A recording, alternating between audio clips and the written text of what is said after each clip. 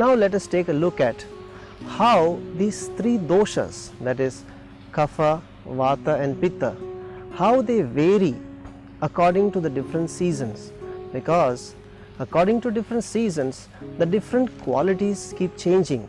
For example, some seasons may be a little more wet, some seasons may be more dry, some seasons may be more hot, some seasons may be cold. So according to these changes, the particular effect on a dosha, either Vata, Kapha or Pitta, keeps changing. So that's what we'll see now. According to these changes, these effects on the doshas, our body also develops certain kind of imbalances, and that is the fundamental principle based on which we regulate the seasonal routines so that we can prevent these kinds of imbalances happening in the body. So now let us see these seasons one by one. Before we see the seasons one by one, I would like to explain to you how in general these doshas keep fluctuating with the coming and going of the seasons. Let us begin with the early winter. Now during the winter season, the kapha in the body begins to solidify. So in the late winter there is solidification of the kapha in the body.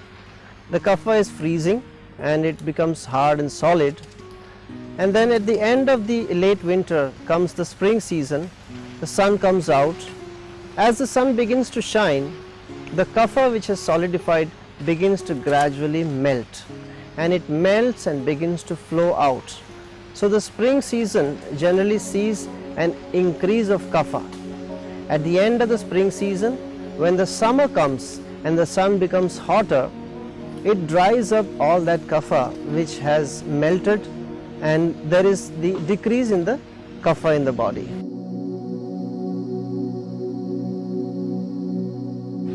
Now during the summer, the pitta, that is the fire element in the body, slowly begins to increase, and by the end of the summer the pitta has increased so much, and then begins the rainy season.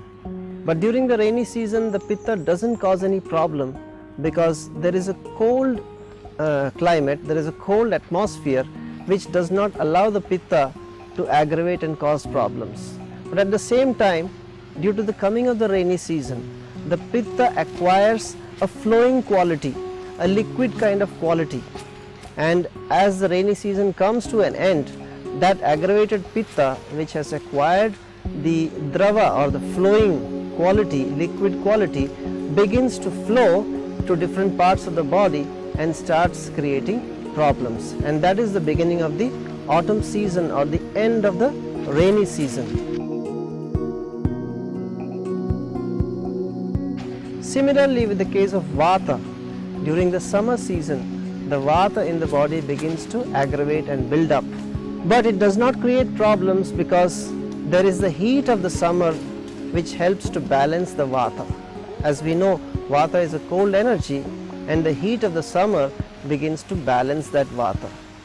But with the end of the summer comes the rainy season, and in the rainy season the vata which had increased in combination with the cold begins to aggravate, and at the end of the rainy season, which is the autumn season, there is the dryness also, which additionally adds to aggravating the vata and creates a very high vata imbalance, or there is a tendency to create a vata imbalance.